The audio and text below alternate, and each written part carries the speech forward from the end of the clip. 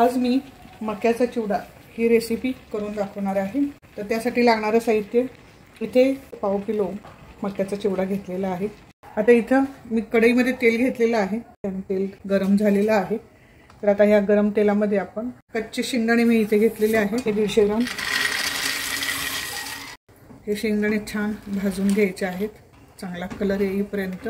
आता भाजत असताना हे शेंगदाणे असं सतत हलवत राहायचं आहे, कारण कडक तेलामध्ये आपण हे शेंगदाणे भाजत असतो। जर का तुम्ही हलवले नाही तर खालचे शेंगदाणे जळून जाण्याची शक्यता असते। शेंगदाण्याला कलर आलेला आहे, एका भांड्यामध्ये आपण काढून घ्यायचं आहे।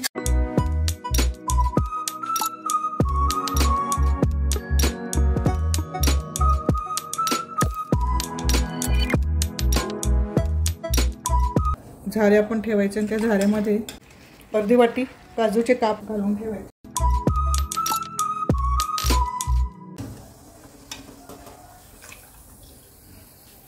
काजू सुद्धा छान तळून तयार आहे।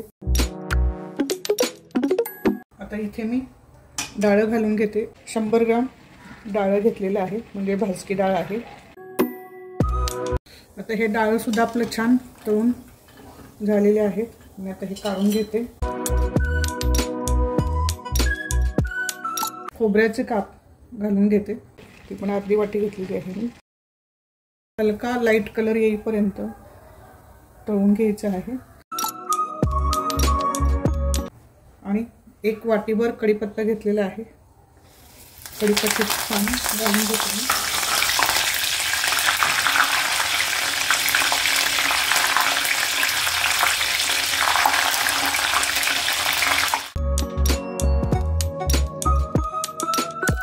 त्याच्यामध्ये काळे मनुके थोडेसे घेतलेले आहेत, ते मी घालून घेते आणि ते सुद्धा छान फुलेपर्यंत तळायचे आहेत।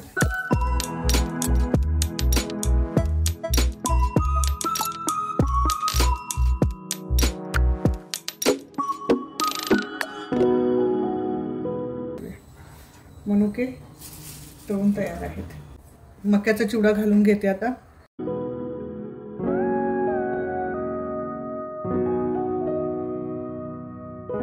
हा लगेच आपण काढून घ्यायचा आहे, फार वेळ लागत नाही हा चिवडा तळायला।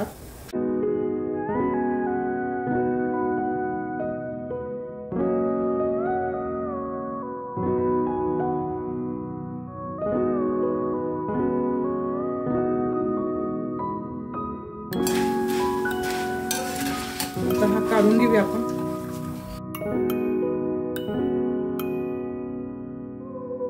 हा चिवडा गरम आहे तोपर्यंतच आपण सगळे मसाले घालून घ्यायचे आहेत। सगळ्यात म्हणजे साधं मीठ घालून घ्यायचं आहे चवीनुसार। इथे मी काळं मीठ पण घालून घेते, 1 चमचाभर तिखट घालून घेऊया।